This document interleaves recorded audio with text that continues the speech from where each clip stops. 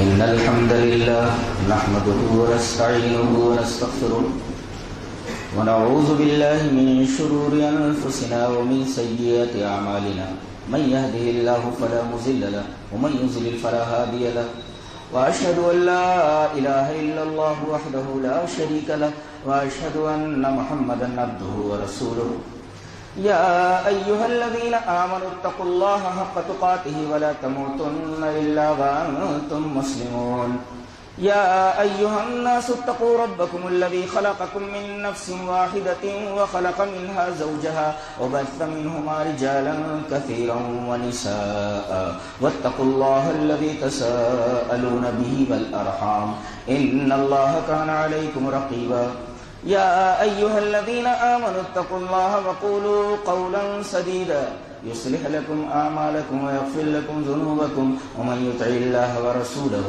فقد فاز فوزا عظيما أما بعد فإن خير الحديث كتاب الله وخير الهدي هدي محمد صلى الله عليه وسلم وشر الأمور محدثاتها وكل محدثة بدعة وكل بدعة ضلالة الضلالة في النار أعوذ بالله من الشيطان الرجيم بسم الله الرحمن الرحيم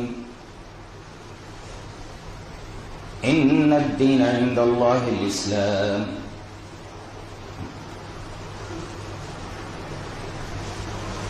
اسلام کی تین بنیادی عقائد اور یہ تینوں آپس میں بالکل ملے ہوئے ہیں. ان میں سے کسی ایک کا بھی انکار، ان تینوں کا انکار. ریپیٹ کرتا ہوں، اسلام کے بنیادی عقائد تین ہیں، 1 2 3، اور تینوں کا آپس میں اتنا گہرا تشابک اور ربط ہے کہ اگر ان میں سے کسی ایک کا بھی انکار کر دیا جائے تو تینوں کا انکار مانا جائے. تینوں عقائد کیا ہیں؟ توحید، رسالت اور آخرت. توحید، رسالت اور آخرت. یہ رسالت جو ہے نا، یہ بیچ میں ہے. اور قرآن حکیم کا طالب علم جانتا ہے کہ جہاں توحید کا ذکر ہوتا ہے اور آخرت کا ذکر ہوتا ہے تو بیچ میں رسالت کا ذکر ضرور ہوتا ہے. چلیے 3 دلیلیں دیتا ہوں کہ جہاں توحید کا بیان ہوتا ہے اور آخرت کا بیان ہوتا ہے اس میں بیچ میں رسالت کا بیان ہوتا ہے. یہ 3 چیزیں، لہذا قرآن سے 3 دلائل دے دیتا ہوں، کافی. پہلی دلیل، یا ایھا الناس اعبدوا ربکم الذی خلقکم والذین من قبلکم لعلکم تتقون. اے دنیا کے تمام انسانوں، تم اللہ ہی کی عبادت کرو. یہ توحید. اللہ ہی کی عبادت کرو، یہ توحید. اچھا، اس کے بعد والی آیت میں توحید کی دلیل دی گئی ہے، تو گویا کہ پہلے توحید کا ذکر ہوا. اللہ ہی کی عبادت کرو، یہ توحید. پھر توحید کی دلیل دی گئی کہ اللہ ہی کی عبادت کیوں ہو، تو یہ توحید کا بیان ہو گیا. اب اس کے بعد وَإِن كُنتُمْ فِي رَيْبٍ مِّمَّا نَزَّلْنَا عَلَىٰ عَبْدِنَا فَأْتُوا بِسُورَةٍ مِّن مِّثْلِهِ وَادْعُوا شُهَدَاءَكُمْ إِن كُنتُمْ صَادِقِينَ. اگر تمہیں جو ہم نے نازل کیا ہے یا ہمارے بندے محمد کے بارے میں تمہیں شک ہے کہ یہ رسول ہے یا نہیں ہے، ایسا کرو، اس کے اوپر جو چیز نازل ہو رہی ہے، اللہ کی کتاب، ایسی کوئی ایک کتاب بنا لو، ایسی ایک سورت بنا لو. دیکھو، توحید کے بعد فوراً رسالت کا بیان کیا گیا اور آپ کی رسالت کے صداقت کے اوپر دلیل دی گئی. توحید، رسالت، مان بات. فَإِن لَّمْ تَفْعَلُوا وَلَن تَفْعَلُوا فَاتَّقُوا النَّارَ الَّتِي وَقُودُهَا النَّاسُ وَالْحِجَارَةُ. اس آگ سے اپنے آپ کو بچاؤ جس کا ایندھن انسان اور پتھر ہے. یہ کیا ہے؟ یہ جہنم کا بیان ہے. ظاہر ہے کہ جہنم کا تعلق آخرت سے ہے. اب دیکھیے ترتیب: توحید، رسالت، آخرت، بیچ میں رسالت. دوسری دلیل: یا ایھا الناس ضرب مثل فاستمعوا له ان الذين تدعون من دون الله لن يخلقوا ذبابا ولو استمعوا له وان يسلبهم الذباب شيئا لا يستنقذوه منه ضعف الطالب والمطلوب ما قدر الله حق قدره ان الله لقوي عزيز الله يصطفي من الملائكة رسلا ومن الناس ان الله سميع بصير يعلم ما بين ايديهم وما خلفهم والى الله ترجع الامور. ترتیب دیکھیے: پہلے توحید ہے، اس کے بعد رسالت ہے، اس کے بعد آخرت ہے. بتایا گیا ہے یہ دنیا کے تمام انسانوں ایک مثال بیان کی جا رہی ہے، اس کو غور سے سنو. اس کی وضاحت ابھی بعد میں کرتا ہوں. تو پہلے توحید کا بیان ہوا اور شرک کی تردید کی گئی اور پرزور تردید ہے، فلی ریفیوٹ کیا گیا، اس کو مکمل طریقے سے اس کا رد کر دیا گیا. توحید کا بیان.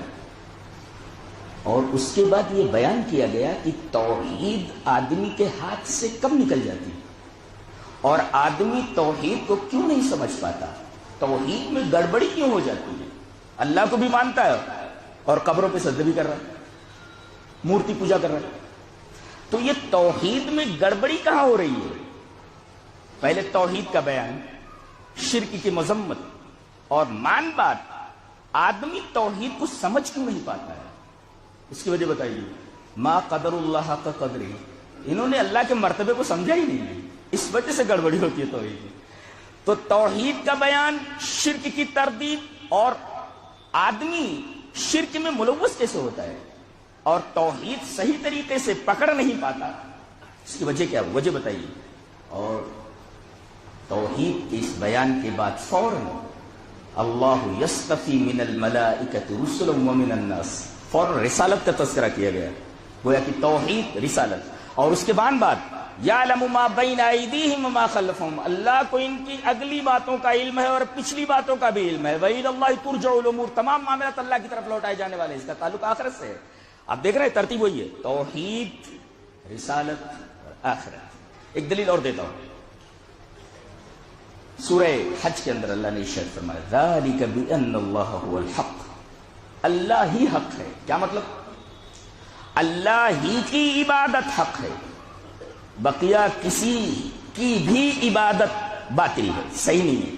اچھا، تو یہ فوراً پہلے توحید کا تذکرہ کیا گیا اور مان بات: وَمِنَ النَّاسِ مَن يُجَادِلُ فِي اللَّهِ بِغَيْرِ عِلْمٍ وَلَا هُدًى وَلَا كِتَابٍ مُنِيرٍ. فوراً کتاب منیر کا تذکرہ کیا گیا. اور کتاب منیر کس پر نازل ہوتی ہے؟ رسول پر. یعنی توحید کے فوراً بعد رسالت کا تذکرہ، اور اس کے بعد ذالک بما قدمت یداک، یہ وہ اعمال ہیں جنہوں نے آگے بھیجے ہیں. تو آگے بھیجے گئے ہیں، یہ کیا بھیجے؟ کہاں بھیجا جا رہا ہے؟ آخرت میں. تو گویا کہ توحید، رسالت اور آخرت، یہ ترتیب پورے قرآن حکیم میں ایسے ہی ہے.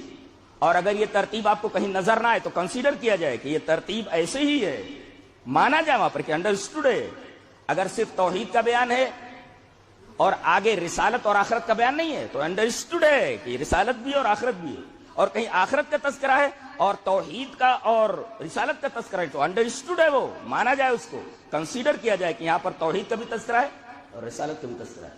اس لیے کہ تینوں لازم و ملزوم ہے، ایک دوسرے سے کبھی جدا نہیں ہوتے، اور ایک کا انکار تینوں کا انکار ہے.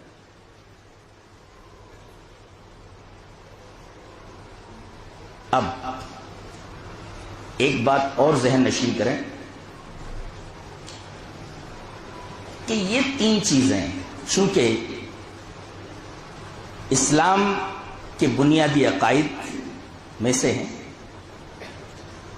بلکہ یہ کہیں کہ اسلام کے یہ تین بنیادی عقائد ہیں. اب ظاہر ہے کہ بنیاد جو ہوتی ہے بہت مضبوط رکھی جاتی ہے، تو بلڈنگ ہمیشہ خطرے میں رہتی ہے. بنیاد کو ہمیشہ مضبوط کیا جاتا ہے. لہذا آپ دیکھیں گے کہ ان تینوں بنیادوں کے اوپر جو سیمنٹ لگائی گئی ہے، جو میٹیریل استعمال کیا گیا ہے، میٹیریل بہت مضبوط ہے، اتنا سالڈ ہے کہ اس پلر کو توڑا ہی نہیں جا سکتا، گرایا نہیں جا سکتا۔ اتنے مضبوط دلائل دیے گئے ہیں ان تینوں کے اوپر، اس لیے کہ تینوں بنیادیں ہیں اور بنیادوں کو انتہائی مضبوط کیا جاتا ہے۔ ظاہر ہے کہ جب یہ تینوں چیزیں بنیادی عقائد ہیں، بنیاد ہیں، تو ان تینوں چیزوں کے اوپر ایسے سیمنٹڈ دلائل ہونے چاہیے جن کو توڑا نہ جا سکے۔ سیمنٹڈ معنی ہے مضبوط دلائل جن کو توڑا نہ جا سکے۔ لہذا آپ دیکھیں گے کہ توحید کے اوپر جو دلائل دیے گئے ہیں انریفیوٹیبل، انہیں رد کیا ہی نہیں جا سکتا۔ رسالت پر جو دلیل دی گئی ہے رد نہیں کیا جا سکتا۔ ایک بات بولتا ہوں، آدمی کے پاس کتاب ہو مگر رسول نہ ہو، جانتے ہیں کتاب کی حالت کیا ہے؟ اس کشتی کی طرح ہے جس کا کوئی ملاح نہ ہو۔ ظاہر ہے کشتی موجود ہو مگر ملاح نہ ہو، کشتی ساحل پر لگے گی، بیچ میں کہیں ڈوب جائے گی، ادھر ادھر ہو جائے گی، آدمی کہیں سے کہیں پہنچ جائیں گے۔ یہی وجہ ہے کہ اگر کسی کو قرآن دے دیا جائے اور رسول کو اس سے الگ کر لیا جائے بھٹک جائے۔ اسی وجہ سے منکرین حدیث جتنے بھی ہیں سارے کے سارے بھٹکے ہوئے لوگوں میں سے سب بھٹکے ہوئے، اس لیے کہ انہوں نے کتاب کو بغیر رسول کے سمجھنا چاہا ہے۔ انہوں نے ایسا عمل کیا ہے جیسے ایسی کشتی پر بیٹھ گئے جس کا کوئی ملاح نہیں ہے۔ ظاہر ہے یہ کشتیاں تو ڈوبنے والی ہے، یا تو ادھر ادھر بھٹک کر کے کسی اور جزیرے میں لگ جانے والی جہاں یہ بھوک پیاس سے مر جانے والے ہیں، ساحل پر تو لگنے والی نہیں۔ تو کتاب کا اور رسول کا رشتہ بالکل کشتی اور ملاح کا سا ہوتا ہے، اور رسول موجود ہو اور کتاب نہ ہو، اور رسول ان کے پاس نہ ہو کہیں موجود، تو آدمی کیا کرتا ہے؟ کتاب نہ ہونے کی وجہ سے رسول ہی کو خدا مان لیتا ہے، اللہ مان لیتا ہے اسے، یہ گڑبڑی ہو جاتی ہے۔ گویا دونوں لازم و ملزوم، کتاب اور رسول۔ اور ایک نکتہ بتاتا ہوں، شاید آپ نے کہیں نہ پڑھا ہو، کہ یہ جو رسول کو بیچ میں رکھا گیا ہے، یہ تو قرآن میں تو اس کے دلائل دیے گئے ہیں، حدیث میں اس کو پریکٹیکلی بتایا گیا ہے۔ آپ کو وہ حدیث یاد ہے؟ آپ صفا پہاڑی پر چڑھے، بلندی پر آئے اور یا صباحا کا نعرہ لگایا۔ یہ نعرہ اس وقت لگایا جاتا ہے جب کوئی خطرہ درپیش ہو، اور لوگ بھاگے بھاگے آ گئے۔ اب آپ یہ اونچائی پر کھڑے ہوئے ہیں، صفا پہاڑی پر، لوگ ادھر جمع ہو گئے وادی میں۔ محمد کس لیے جمع کیے ہیں؟ یہ جو آپ نے آواز لگائی ہے اس کا مقصد کیا ہے؟ کیا کوئی خطرہ درپیش ہے؟ اس لیے کہ یہ جو نعرہ آپ نے لگایا ہے یہ تو خطرے کا اور انذار کا نعرہ ہے۔ آپ نے فرمایا سنو، اگر میں یہ کہوں، دیکھو کتنی وجہ حدیث ہے، حدیث صحیح ہے، سمجھ میں آیا؟ کہاں کھڑے ہیں؟ سامنے لوگ ہیں، اور آپ ایسی جگہ کھڑے ہوئے ہیں جہاں سے یہ لوگ بھی نظر آ رہے ہیں، اور آپ جہاں کھڑے ہیں آپ کے پیچھے بھی آپ کو نظر آ رہا ہے۔ آپ نے کیا فرمایا؟ اگر میں یہ کہوں کہ میرے پیچھے ایک لشکر چھپا ہوا ہے جو عنقریب تم پر حملہ آور ہونے والا ہے، تو انتم مصدقیہ، کیا تم میری تصدیق کرو گے؟ تمام لوگوں نے کہا کیوں نہیں، ہم آپ کی تصدیق کریں گے، اس لیے کہ ہم نے آپ کو سچ بولنے کے علاوہ کبھی جھوٹ بولنے والا نہیں پایا، اس وجہ سے ہم آپ کی تصدیق کریں گے۔ آپ نے فرمایا کیا اگر میں یہ کہوں کہ میرے پیچھے ایک لشکر چھپا ہوا ہے جو عنقریب تمہارے اوپر حملہ آور ہونے والا ہے، تو کیا میری تصدیق کرو؟ کیا سمجھے آپ دیکھ رہے ہیں کہ رسول ایسی جگہ کھڑا ہوا ہے جہاں سے یہ لوگ بھی نظر آ رہے ہیں اور وہ چیز بھی نظر آ رہی ہے جو خطرے والی ہے، جو ان کے اوپر حملہ آور ہونی چاہیے۔ یہ لوگ پہاڑ کے پیچھے کیا ہے نہیں دیکھ پا رہے ہیں، کون بتا رہا ہے؟ رسول بتا رہا ہے۔ پتہ یہ چلا کہ رسول کو بیچ ہی میں ہونا چاہیے، اس لیے کہ اس کا ایک تعلق اللہ سے ہوتا ہے اور ایک تعلق بندے سے ہوتا ہے، وہی اللہ سے پیغام دیتا ہے اور بندوں تک پہنچا دیتا ہے۔ آپ نے دیکھا پریکٹیکلی اس حدیث میں بتایا گیا کہ آپ بیچ میں کھڑے ہوئے ہیں، اگر بیچ سے آپ کو ہٹا دیا جائے تو توحید بھی گڑبڑ ہو جائے گی اور آخرت کا تو کوئی مطلب ہی نہیں ہے، کچھ سمجھ میں نہیں آئے گا۔ آپ نے دیکھا کہ آپ کو بیچ میں کھڑا کر دیا جائے، پہاڑ کے اوپر کھڑا کر دیا جائے، سامنے آپ کے امتی ہیں اور پیچھے آخرت ہے، اور آپ آخرت کو بھی دیکھ رہے ہیں اور سامنے کھڑے ہوئے لوگوں کو دیکھ رہے ہیں. دیکھ رہے ہیں ایک رسول کا آخرت سے، اللہ سے اور بندوں سے کتنا گہرا تعلق ہوتا ہے. اس وسط کو، اس بیچ والی چیز کو یعنی رسول کو ہٹایا ہی نہیں جا سکتا، ورنہ نہ توحید سمجھ میں آتی ہے اور نہ آخرت سمجھ میں آتی ہے. اب آپ ایک سوال کر سکتے ہیں کہ بھئی رسول کو ہٹا دیا جائے، ایک چیز لے آئی جائے اس کی جگہ. میں پوچھوں کیا؟ واٹ؟ کیا؟ پوچھیں گے عقل کو لے آیا جائے، عقل کو. تو میں بتاؤں عقل کا کتنا کام ہے. عقل کا کام گھوم پھر کر کے وہ جہاں تک پہنچائے گی اور پہنچا کر چھوڑ دے گی. جانتے ہو وہ پوائنٹ کیا ہے؟ وہ پوائنٹ ہے یہ ہونا چاہیے، بس. اٹ شوڈ بی، اسے ہونا چاہیے بس. عقل یہیں پر لا کر ہمیں چھوڑ دیتی ہے. اب اٹ مسٹ بی، اسے ضرور ہونا چاہیے، یہ عقل نہیں بتاتی، وہ عقل کا دائرہ کار ہی نہیں ہے. وہ شوڈ پر لا کر چھوڑ دیتی ہے. مسٹ تک پہنچانے والی چیز صرف رسول ہے. ایسا ہے، اسے ہونا چاہیے اور یہ واقعی ہے. دونوں چیزوں میں زمین اور آسمان کا فرق ہے. تو عقل ہمیں کہاں لا کر چھوڑ دیتی ہے؟ اٹ شوڈ بی، اسے ہونا چاہیے. اٹ مسٹ بی، یہ ایسے ہی ہے، اس کے علاوہ نہیں ہے. یہ کام عقل کا نہیں ہے، لنگڑی لوڑی ہے وہ.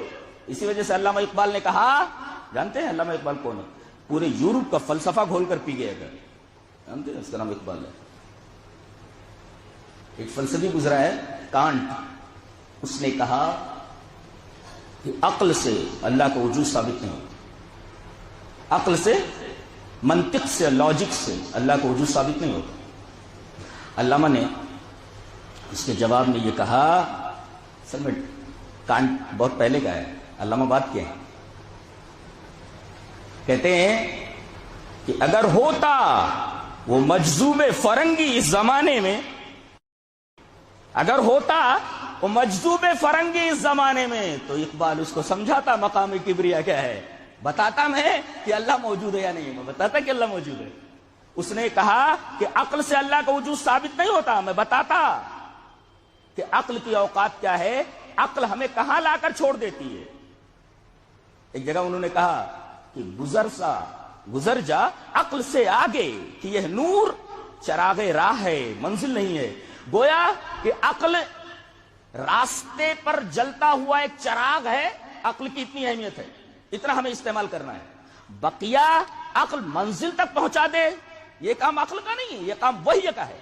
اور ایک فلسفی میں اور ایک نبی میں فرق یہ ہوتا ہے کہ فلسفی جو بات کہتا ہے وہ عقل سے کہتا ہے، اور رسول جو بات کہتا ہے وہ وحی سے کہتا ہے. ظاہر ہے کہ آدمی عقل سے بات کرے گا تو اس کے اندر اختلافات ہوں گے. ایک فلسفی کہتا ہے اس بارے میں میرا یہ خیال ہے، دوسرا فلسفی اسی بارے میں یہ کہتا ہے میرا یہ خیال ہے، تیسرا کہتا ہے میرا یہ خیال ہے. تو یہ اختلافات آرا اس بات کی دلیل ہے کہ عقل ایک مقام پر ٹھہرتی ہی نہیں ہے، اور وہی بولتی ہے یہی ہے. لہذا عقل کہتی ہے اٹ شوڈ بی، اور وہی کہتی ہے اٹ مسٹ بی.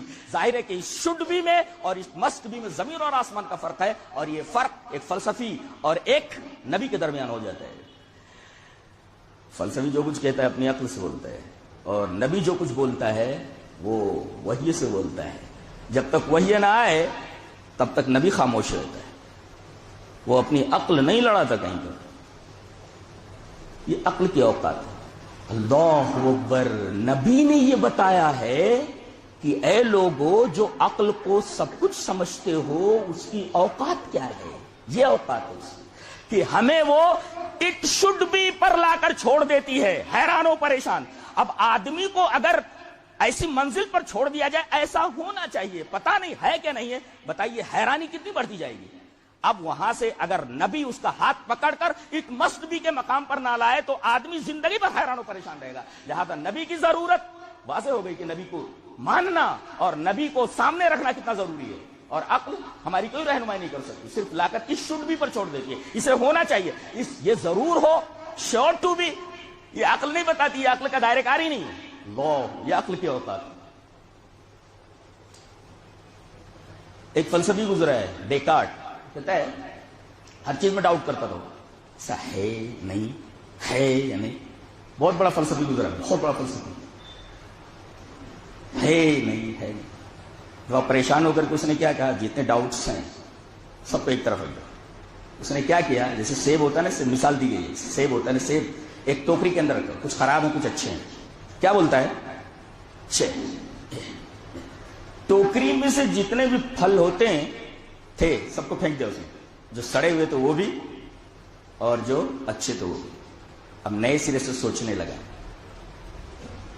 اور اچانک اس نے کہا کہ میں نے ڈاؤٹس کو ایک طرف کر دیا ہے. اب میں ڈاؤٹ کس وجہ سے کر رہا تھا، عقل کی وجہ سے ڈاؤٹ کر رہا تھا. تو گویا کہ میں ڈاؤٹ کر رہا تھا، اس کا مطلب ڈاؤٹ کرنے والی چیز عقل ہے. تو عقل ہے تو عقل ہے تو میں ہوں، اور میں ہوں تو کوئی ہے میرا بنانے والا. اب عقل نے کہاں تک اس کو پہنچایا کہ مجھے ڈاؤٹ ہے، اور یہ ڈاؤٹ کرنے والی چیز کون ہے، عقل ہے. عقل نہ ہوتی تو میں ڈاؤٹ کیسے کرتا. اسی وجہ سے پاگل کو ڈاؤٹ نہیں ہوتا. پاگل کو ڈاؤٹ نہیں ہوتا اس لیے کہ اس کے پاس عقل ہی نہیں ہوتی ہے.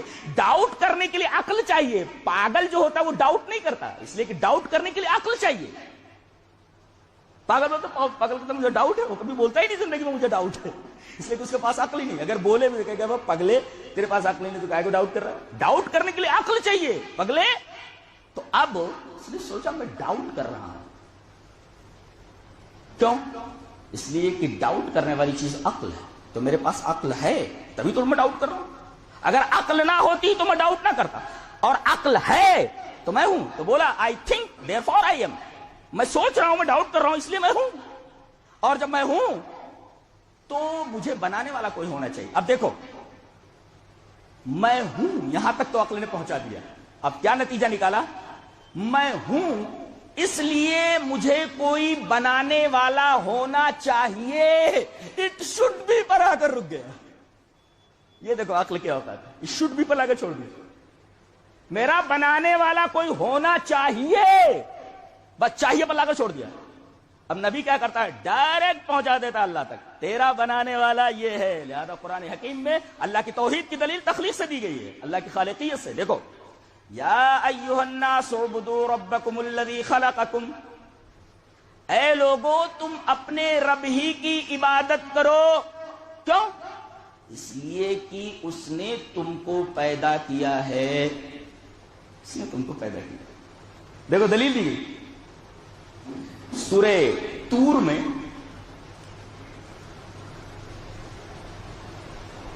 تین سوالات رکھے گئے ہیں اور تینوں سوالات کے جواب میں مخالفین کے پاس صرف اور صرف سکوت ہے، چپی. بولو نہیں، بولو نہیں. کتنے سوالات کیے گئے؟ اور یہ سوالات آج تک اللہ کے نہ ماننے والے حل نہیں کر سکے. صرف اول فول بکرے ہیں. اور ہم لوگ پڑھتے ہیں، ہم لوگ انگلش کتابیں ہیں، دیگر چیزیں ہیں، فلاسفرس ہیں، منطقیین ہیں، ہم لوگ پڑھتے ہیں کیسی اول فول باتیں کرتے، بچوں کی طرح بات کرتے ہیں. اس لیے کہ ہم لوگ قرآن کو جانتے ہیں، قرآن کو پڑھیں. اور قرآن جو بولتا ہے وہ بولتا ہے کہ اٹ مسٹ بی، یہی ہے. اب بتائیے جسے اٹ مسٹ بھی معلوم ہو تو اٹ شوڈ بی والے اس کے نزدیک کیا لگیں گے؟ بیوقوفی تو نظر آئیں گے کہ عقل نے ان کو لا کر اٹ شوڈ بی پر چھوڑ دیا. اسے ہونا چاہیے. اور قرآن بتاتا ہے اٹ مسٹ بی، یہی ہے، یہی ہوگا. سوالات کیا ہیں؟ ام خلقوا من غیر شیء ام هم الخالقون ام خلقوا السماوات والارض. تین سوالات ہیں. کیا یہ خود بخود ہو گئے ہیں؟ خود بخود. کیا سوال ہے. میں تو قرآن حکیم کا طالب علم ہوں، سینکڑوں کتابیں پڑھ چکا ہوں، لیکن یہ کتاب، ایک کتاب کو پڑھ لو تو دوسری مرتبہ پڑھنے کا جی نہیں کہتا. لیکن یہ کتاب ایسی ہے کہ ایک آیت پر سے گزر جاؤ نا، سینکڑوں بار اس پر سے گزرو، نئی نئی چیزیں معلوم ہوتی.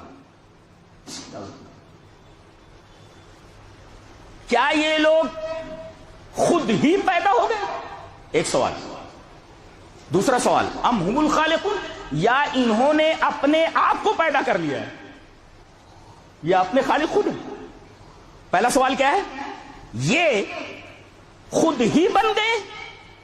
دوسرا سوال، اپنے بنانے والے، اپنے پیدا کرنے والے یہ خود ہیں، انہوں نے اپنے آپ کو پیدا کر لیا. اگر ایسا ہوتا تو کوئی عورت پیدا نہیں ہوتی، کوئی عورت پیدا نہیں. ارے کائے کو پیدا ہو کر کے مردوں کے سامنے ذلیل ہونا, ایسا مردوں کے تحت کائے کو رہنا وغیرہ وغیرہ. کوئی غریب پیدا ہوتا ہی نہیں, کوئی بیمار پیدا ہوتا ہی نہیں. اگر پیدائش ہمارے اختیار میں, اگر موت ہمارے اختیار میں, نہ موت ہمارے اختیار میں ہے, نہ پیدائش ہمارے اختیار میں, نہ ابتدا ہاتھ میں, نہ انتہا ہاتھ میں, بیچ بیچ میں لٹکے ہوئے ہیں اور گھوم رہے ہیں, نہ جانے کیا کیا کر رہے ہیں, نہ ابتدا ہاتھ میں ہے, نہ انتہا ہاتھ میں. پہلا سوال, یہ خود بخود پیدا ہو گئے ہیں. دوسرے, اپنے پیدا کرنے والے یہ خود ہیں, انہوں نے خود کو پیدا کر لیا. تیسرے, زمین اور آسمان انہوں نے پیدا کیا ہے. ان تینوں سوالات کے جوابات میں اب تک خاموشی ہے. 1500 سال گزر گئے, اب تک خاموشی. ان تینوں سوالات کے جوابات نہیں دے سکے, نہیں دیا جا سکے. زمین اور آسمان ہم نے پیدا کیا, کسی سائنسدان نے دعویٰ نہیں کیا. اچھا, ہم نے خود کو پیدا کر لیا ہے, کوئی سائنسدان نہیں بول رہا. ہاں, یہ پہلا سوال جو ہے اس کے بارے میں عقل نے انہیں اجھال دیا ہے, خود ہی پیدا ہو گئے ہیں. اچھا, ذرا یہ خود ہی کا مطلب بتاؤ تو. خود ہی, خود ہی بولے کوئنسیڈنس, کوئنسیڈنس اتفاق. عربی میں اس کو کہتے ہیں مصادفہ. تو تمہارا پیدا کرنے والا کون؟ تم نے زمین اور آسمان پیدا نہیں کیا, ایک تم نے اپنے آپ کو پیدا نہیں کیا. پھر کیسے پیدا ہو گئے؟ کوئنسیڈنس سے. گویا کوئنسیڈنس نے آپ کو پیدا کیا. یہ کوئنسیڈنس کیا ہے؟ صرف لفظوں کی بازیگری ہے, تلاؤ بالالفاظ ہے, صرف حرفوں کی بازیگری ہے. اب میں پوچھوں واٹ از کوئنسیڈنس, دکھاؤ ذرا کوئنسیڈنس کی چیز ہے, اس کی صفات کیا ہے, وہ کیا ہے؟ وہ کچھ بھی نہیں. یعنی اس کا مطلب تم نے کوئنسیڈنس کو خدا مان لیا ہے, جو لفظوں کی بازیگری کے علاوہ کچھ بھی نہیں.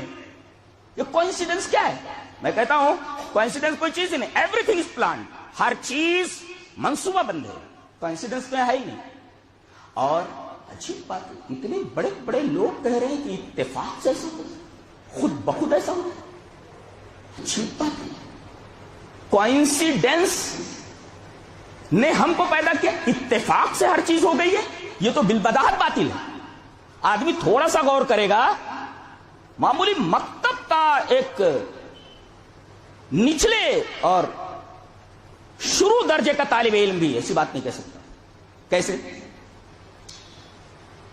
قرآن حکیم نے ایک بات کہی ہے کہ اگر تم کائنات پر غور کرو گے تو کائنات صرف پیدا ہی نہیں ہوئی ہے, بلکہ ہر چیز میں ایک نظم ہے, ایک ضبط ہے, ایک انتظام ہے, ایک استفاف ہے. اور بار بار یہ کہہ گئے وَأَنبَتْنَا مِن كُلِّ شَيْءٍ مَوْزُونٍ, ہر چیز تلی ہوئی ہے, تلی ہوئی. جیسے ترازو ہوتا ہے نا, ترازو کے دونوں پلڑوں کے اندر برابر کی چیز رکھ دی جائے تو دونوں پلڑے برابر رہتے ہیں, تو کہتے ہیں کہ میزان یعنی ترازو مکمل ہے کہ دونوں پلڑے برابر ہیں. اللہ فرما رہا ہے بار بار میزان کا لفظ استعمال کرتا ہے. سورہ رحمان کے اندر تو اس کو ریپیٹ کیا گیا ہے, وَوَضَعَ الْمِيزَانَ, میزان اقرا. سورہ ہجر میں فرمایا گیا وَأَنبَتْنَا مِن كُلِّ شَيْءٍ مَوْزُونٍ, ہر چیز تلی ہوئی ہے. اور کوئنسیڈنس کے اندر یہ انتظام نہیں ہوتا, ڈسپلن نہیں ہوتی. اور کائنات میں نظم ہے.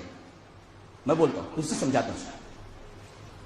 کیلے کا ایک چھلکا راستے میں پڑا ہوا, کوئنسیڈنس کو سمجھا رہا ہوں میں کہ کوئنسیڈنس کے اندر نظم نہیں ہوتا, ڈسپلن نہیں ہوتی اس کے اندر. کیلے کا چھلکا پڑا ہوا, آپ کیمرہ لے کر کے وہاں بیٹھ جائیے. ایک آدمی آتا ہے اور بے خیالی میں اس کے اوپر پیر رکھتا ہے اور پھسل کر کے گر جاتا ہے. آپ فوٹو لے لیجئے اس کا کہ کس انداز سے گرا ہے. پھر اس کے بعد وہ کیلے کا چھلکا میں ہی پڑا ہوا ہے. ایک دوسرا آدمی آتا ہے اور بے خیالی میں اس کے اوپر پیر رکھتا ہے, پھسل جاتا ہے, گر جاتا ہے. اب کیمرہ اس کی بھی تصویر لے لیتا ہے. ایک تیسرا آدمی آتا ہے, اسی کیلے کے اوپر پیر رکھ دیتا ہے بے خیالی میں اور گر پڑتا ہے. اس کی بھی تصویر کیمرے نے لے لی ہے. اب کیمرے کو ریوائنڈ کرا کے دیکھیے, تینوں کے گرنے کا انداز الگ الگ ہے. کیلا ایک ہی ہے, کیلے کا چھلکا ایک ہی ہے, پیر پڑنے کا انداز بھی ایک ہی ہے, اور گرے تینوں ہیں, لیکن تینوں کے گرنے کا انداز الگ الگ ہے. ڈسپلن نہیں ہے, انتظام نہیں ہے اس کے اندر, اس لیے کہ کوئنسیڈنس کے اندر اتفاق سے وہ پھسلا ہے اور گرا ہے, اور کوئنسیڈنس کے اندر نظم نہیں ہوتا، ضبط نہیں ہوتا، کوئی ادھر گر رہا ہے، کوئی ادھر گر رہا ہے، کوئی ادھر گر رہا ہے. تو اللہ فرما رہا ہے یہ جو کہہ رہے ہو کہ اتفاق سے چیز ہو گئی، اتفاق کے اندر تو ڈسپلن نہیں ہوتا، انتظام نہیں ہوتا، نظم اور ترتیب نہیں ہوتی. اور یہاں کائنات کی ہر شے مرتب ہے، منظم ہے. سورج مشرق سے نکلتا اور مغرب میں ڈوبتا ہے، کیا مجال کی ایک سیکنڈ ادھر ادھر ہو جائے، اور کیا مجال کی ایک سیکنڈ بعد میں غروب ہو. طلوع کا جو وقت ہے اسی وقت پہ نکلتا ہے، غروب کا جو وقت ہے وہی ہے. اور اس کے علاوہ کہیں بھی آپ غور کر لیجئے، یہ سورج،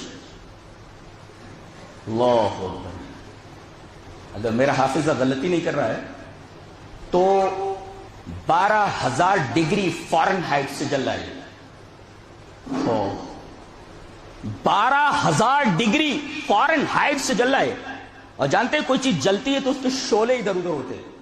بھئی ایک آگ جلا دی آپ نے، اگر آگ تھوڑی ہے تو اس کے شعلے تھوڑی دور تک جاتے ہیں. آگ جتنی زیادہ ہوتی جائے گی اس کی لپٹیں اتنی ہی دور پھیلتی جائیں گی. تو سورج 12,000 ڈگری فارن ہائٹ سے جل رہا ہے. جانتے ہیں اس کی لپٹیں کہاں تک پہنچ رہی ہیں؟ کئی لاکھ میل دور تک. کئی میل نہیں، کئی لاکھ میل دور تک اس کی لپٹیں ہیں. اور ہماری زمین سے کتنا بڑا ہے؟ ہماری زمین سے 13,000 گنا بڑا ہے. 13,000 گنا بڑا ہے سورج. اور یہ زمین، بلکہ وہ سورج جو اتنا بڑا ہے کائنات کے مقابلے میں، کائنات اللہ نے اتنی بڑی بنائی ہے کہ پوری کائنات کے مقابلے میں سورج ایک پوائنٹ کے برابر ہے. اللہ، مسجد ہے، مسجد کے مقابلے میں ایک پوائنٹ رکھ دیا جائے، نقطہ. اب بتائیے اس مسجد کے مقابلے میں یہ جو پوائنٹ ہے، اس پوائنٹ چھوٹا ہے، اس کی کیا اہمیت؟ کچھ بھی نہیں ہے. تو سورج ہماری زمین کتنی بڑی ہے؟ اس سے 13,000 گنا بڑا ہے. اور اتنی بڑی چیز اس پوری کائنات کے مقابلے میں ایک پوائنٹ کے برابر ہے.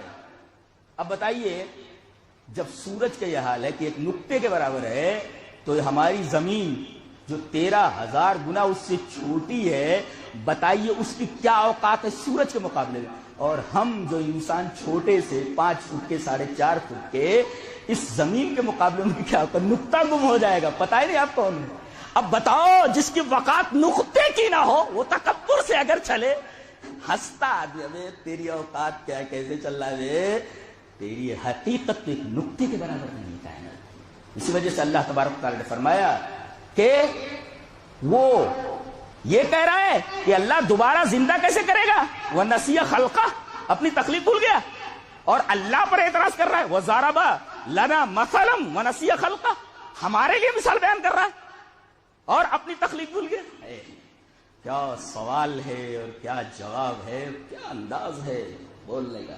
کیا اللہ فرما رہا ہے میرے لیے مثال بیان کر رہا ہے؟ اس کی اوقات ہے بولنے کی، اس کی اوقات ہے میرے اوپر اعتراض کر. میں اللہ کو نہیں مانتا. وے چھوٹے آدمی، چھوٹے کیا، تیری اوقات نقطے کے برابر نہیں ہے. تو کہتا میں اللہ کو نہیں مانتا، میں ناستک ہوں. ارے تو مانے یا نہ مانے، اگر لال قلعہ موجود ہے کوئی کہ میں نہیں مانتا، تو لال قلعہ کے وجود کے اوپر کیا فرق پڑنے والا ہے؟ تو مان یا نہ مان، اللہ موجود ہے تو مان یا نہ مان، میں ناستک ہوں. اور اس کو یہ بھی بیوقوف کو معلوم نہیں کہ میں نہ بول رہا ہوں. نہ بولنے سے پہلے ہاں ہونا چاہیے نا، کوئی چیز ہاں ہو اس کے بعد بولتا نہیں ہے نا.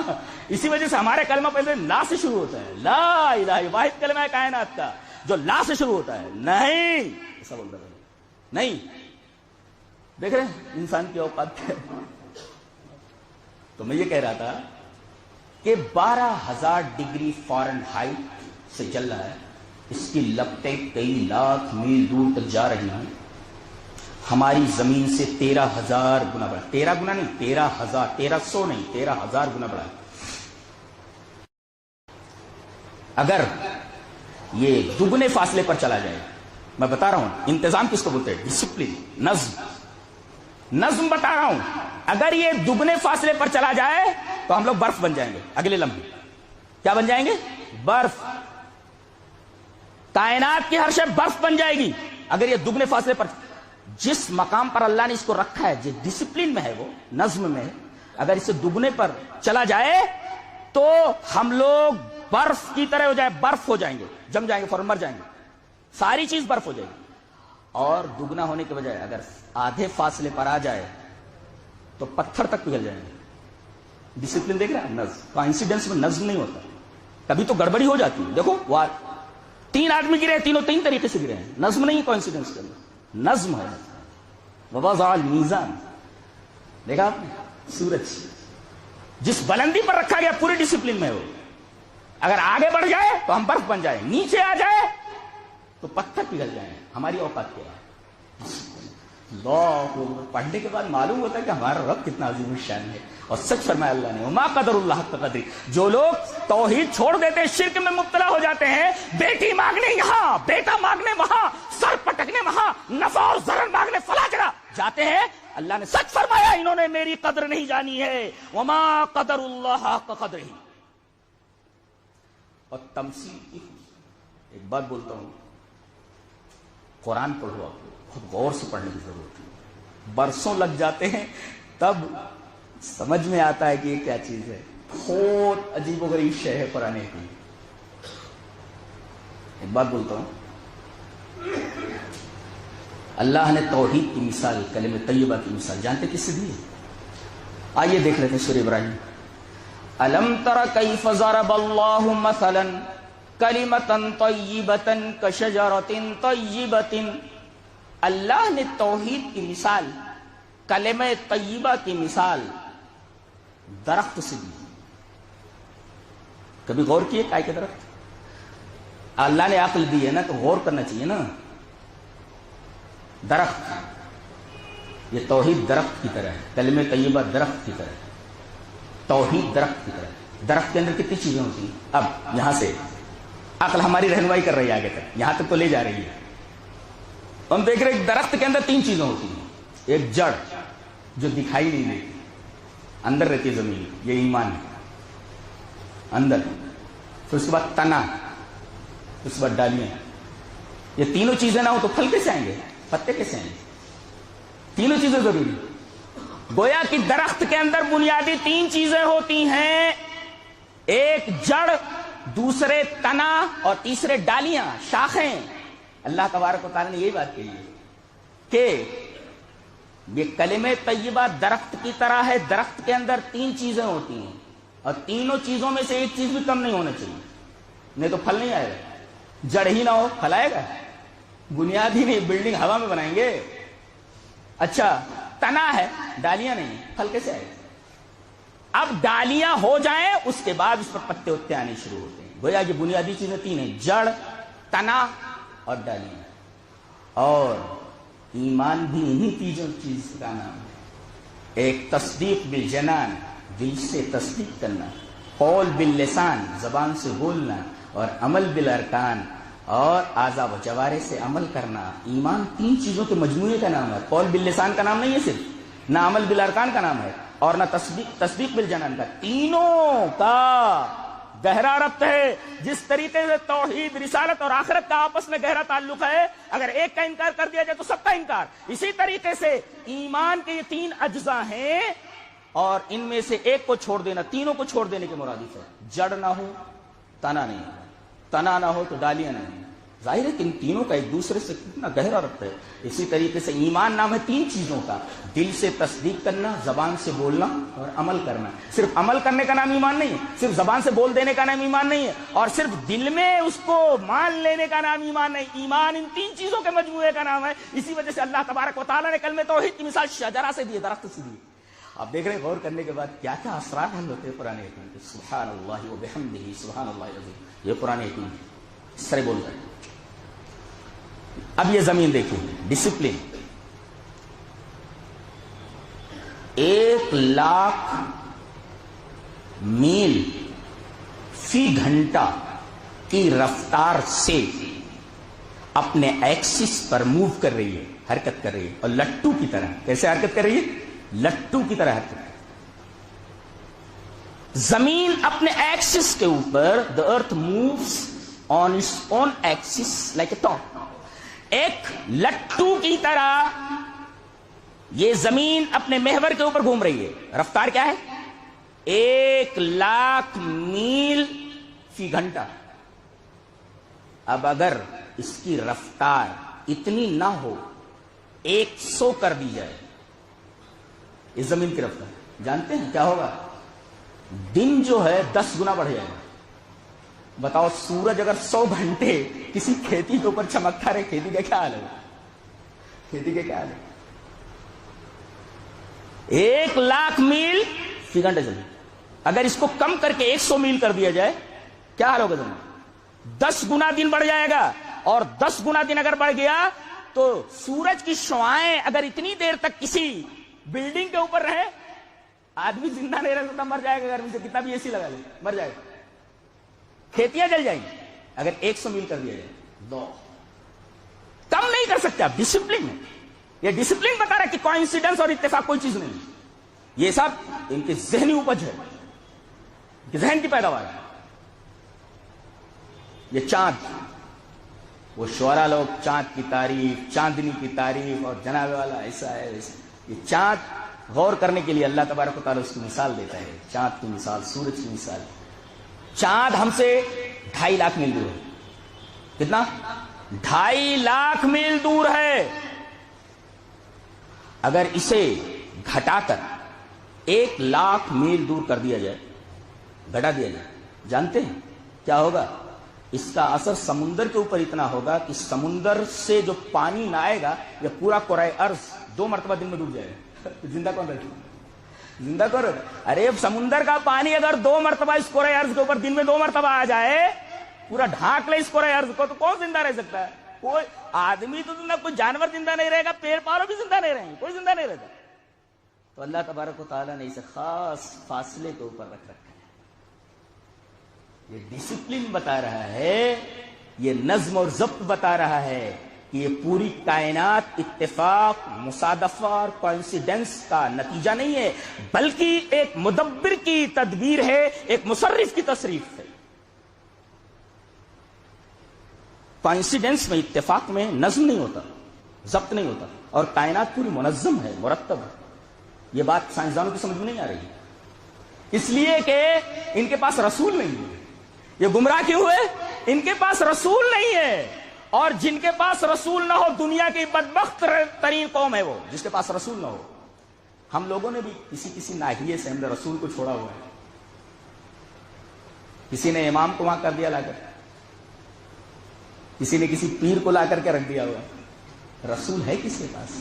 غور کرو تو صرف کچھ ہی لوگوں کے پاس, ایک ہی گروہ کے پاس رسول ہے.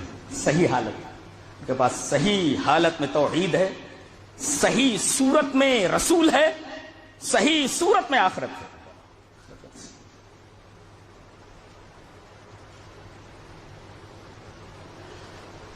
تو یہ ہے توحید اور یہ ہے رسالت. اب توحید اور رسالت ہی پر بات ختم ہو گئی. چلو تھوڑا سا آخرت کے اوپر گفتگو کر لیتے ہیں, 10 منٹ 5 منٹ. آخرت عقل نہیں بتا سکتی کہ مرنے کے بعد کیا ہے. عقل کیا بولتی ہے؟ کہ عقل کا کہنا یہ ہے کہ موت کی سرحد پر سارا معاملہ ختم ہو جائے, آگے کچھ بھی نہیں, آگے شن شن شن. یہ جو 60-65 سال کی زندگی ملی ہے, کیریئر بنا لو. کیریئر بنا لو. بس کیریئر بنا کر کے کیا کرے گا؟ 60-65 سال کے بعد تو مر جائے گا, تیرا پکارا ہو جانے والا ہے. کیریئر کا اچار بنائے گا, کیا کرے گا کیریئر؟ کیا مطلب اچار بنائے گا کیریئر کا؟ کیریئر تیرے ساتھ تھوڑی جانے والا ہے. کیریئر بنا لو. فلموں میں کیریئر, کرکٹ میں کیریئر, گانوں میں کیریئر. اور عمر رما کا حال یہ ہے کہ سب موت کے قریب کر دیا ہے, موت کے قریب کر دیا ہے. کیریئر بنانے والوں کو کہاں لے جا رہی موت, ان کو پتا بھی نہیں کہاں جا رہے ہیں, اور کسی کو چھوڑتی. تو عقل کیا کہتی ہے کہ موت کی سرحد پر سارا معاملہ ختم ہو جاتا ہے, آگے کچھ بھی نہیں ہے, شن شن شن. بتائیے اس کا اثر جانتے ہیں انسانی زندگی پر کیا پڑتا ہے؟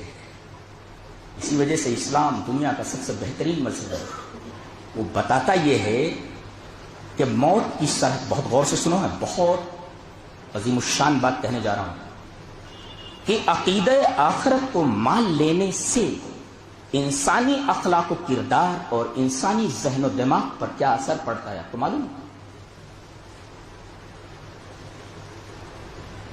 ایک آدمی نہیں مانتا کہ مرنے کے بعد کوئی زندگی، جو کچھ ہے یہی دنیا ہے، لہذا وہ کسی کا مال غصب کرنے، کسی کو پریشان کرنے، کسی کو قتل کر دینے، کسی کے اوپر ظلم کرنے سے باز نہیں ہے. زیادہ سے زیادہ وہ یہی سوچے گا دوسرے مذہب کے مطابق کہ اس جنم میں مر گئے تو اگلے جنم میں بیل بنا دیے جائیں. زیادہ سے زیادہ اتنا سوچ، ارے بیل بن گئے تو کیا ہوا، چرنے کو تو ملے. اس سے انسانی زندگی کے اوپر، اس کے اخلاق و کردار پر کوئی اثر نہیں پڑتا. اور عقیدہ آخرت انسانی اخلاق و کردار کے اوپر جو اثر چھوڑتا ہے، قانون ہمارے ہاں ہے، لیکن قانون ہے، سیاست ہے، سب کچھ ہے، لیکن قانون اور سیاست کی جو اصلاح ہے وہ اصلاح کافی نہیں ہے اگر مرنے کے بعد کی زندگی کا تصور نہ ہو. اسی وجہ سے تو قانون بنتے رہتے ہیں اور جرائم ہوتے رہتے ہیں. قانون کے نفاذ بھی ہوتا ہے، جرائم بڑھتے رہتے. کیوں؟ وہ چیز نہیں ہے جو آخرت کا تصور کرتا ہے کہ ہم جو یہاں کر رہے ہیں ہماری ایک ایک حرکت کی اوپر نظر رکھی جا رہی ہے اور ہے کہ حرکت کے بارے میں ہمیں پوچھا جائے. یہ تصور ہے. تو موت کی سرحد پر سارا معاملہ ختم نہیں ہوتا، عقل لا کر یہی چھوڑ دیتی ہے. کیا کہتی ہے؟ کہ موت کی سرحد پر سارا معاملہ ختم ہو جاتا ہے. It should be. آگے تھوڑا بڑھے تو ہو سکتا ہے مرنے کے بعد کوئی زندگی ہو. اب دیکھو، مرنے کے بعد کوئی زندگی ہو، اب اس میں اختلافات ہو جائیں گے. مرنے کے بعد بیل ہو جائے گا، مرنے کے بعد یہ ہو جائے گا، مرنے کے بعد یہ بن جائے گا، وہ بن جائے گا، مرنے کے بعد ایسا ہوگا. دیکھو یہ سب قیاسات ہیں، کنجیکچرز ہیں. صحیح بات وہی آ کر کے بتاتی ہے کہ دنیا کی زندگی میں تم نے جو کچھ کیا ہے وہ سب کچھ ایک دن سامنے آنے والا ہے. سب کچھ ریکارڈڈ ہے ہمارے سامنے آ جائے. انسانی زندگی کے اوپر، انسانی اخلاق و کردار کے اوپر عقیدہ آخرت کا کتنا گہرا اثر پڑے گا آپ اندازہ نہیں لگا سکتے. اسی وجہ سے وہ لوگ جو آخرت کے عقیدے پر ایمان نہیں رکھتے اور جو رکھتے ہیں، دونوں کے درمیان بڑا زبردست فرق ہے.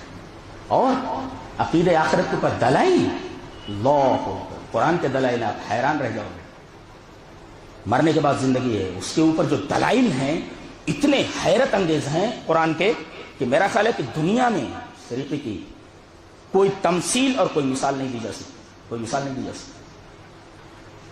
ایک مثال خالی دیتا ہوں، بات کیسے کرتا ہے.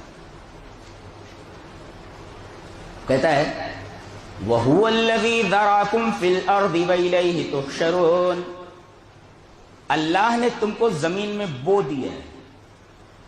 زرع یزرو کا مطلب ہوتا ہے بو دینا. کیا مطلب ہوا؟ جیسے ایک کسان ہوتا ہے نا، زمین کے اندر بیج ڈال دیتا ہے، اب فصل پک گئی، تو فصل جب پک گئی تو اب کسان اس کو کھیت میں نہیں چھوڑتا بلکہ کاٹ کر اپنے گھر لے جاتا ہے. اللہ فرما رہا ہے کہ ہم نے تم کو زمین میں بو دیا ہے، یہیں تم کو کھیتی میں تو نہیں چھوڑنا ہے کھیت میں، بلکہ ہم کو کاٹ کر تمہیں وہاں لے جانا ہے جہاں ہم کو لے جانا ہے، میدان حشر. کتنی دلیل سادہ ہے، کتنی پیاری دلیل ہے، جواب نہیں اس دلیل کا. اللہ چلیے کبھی موقع رہا انشاءاللہ تو بہت تفصیلی بیان ہے عقیدہ آخرت پر. اس کے دلائل اتنے حیرت انگیز ہیں کہ آپ ششدر رہ جائیں گے، عقل ساکت ہو جائے گی. سے دلائل دیے گئے ہیں قرآن کی. ایک دلیل اور دے دیتا ہوں. سورہ قاف میں اللہ نے فرمایا وَنَزَّلْنَا مِنَ السَّمَاءِ مَاءً. ہم نے آسمان سے پانی برسایا.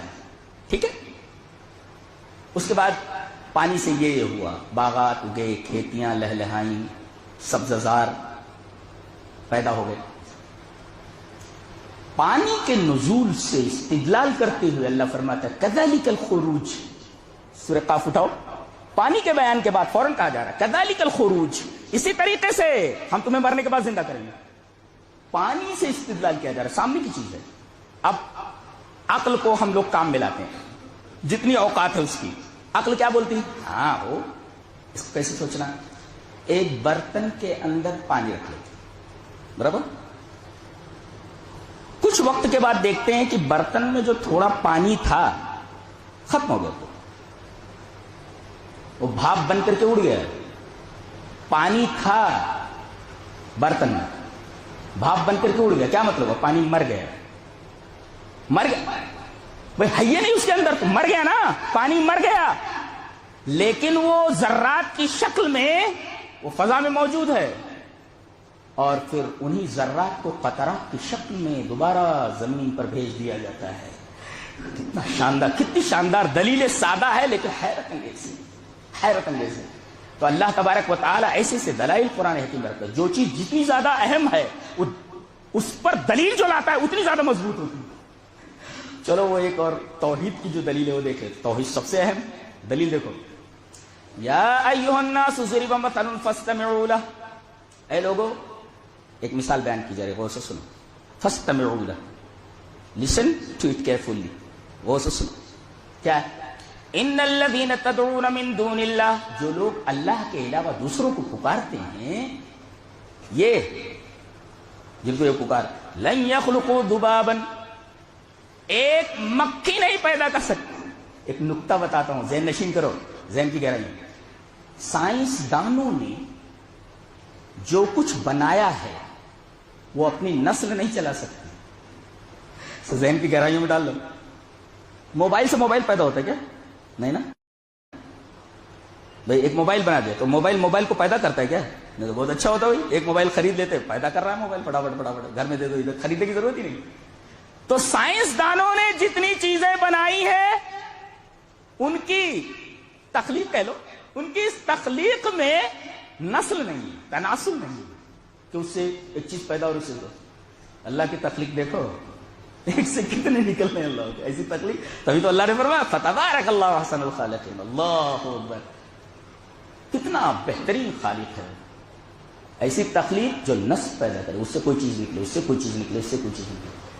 دو تھے ایک گھر کے اندر، اب چاروں طرف نظر آ رہے، ای قدر آ قدر، ای قدر آ قدر، ای قدر آ قدر، سب دکھ رہے. یہ بچہ ہے، یہ بچہ ہے، یہ بچہ ہے، یہ بچہ ہے. کوئی گود میں ہے، کوئی پیچھے چل رہا ہے، کوئی ادھر پیچھے لٹکا ہوا ہے وغیرہ. دو تھے، پورا گھر بھر گیا. تو اللہ کی تخلیق کے اندر تناسل ہے اور سائنسدانوں کی تخلیق میں تناسل نہیں ہے. ظاہر ہے کتنی بڑی بڑی باتیں کرے سائنسدان، ان کی اوقات کیا ہے؟ کون سی چیز تم نے بنا لی جو تناسل رکھے؟ اس کے اندر تناسل. یہ قرآن حکیم ہے. بہرحال اللہ ہمیں نیک عمل اور اچھی سمجھ کی توفیق عطا فرمائے. وآخر دعوانا الحمدللہ رب العالمین.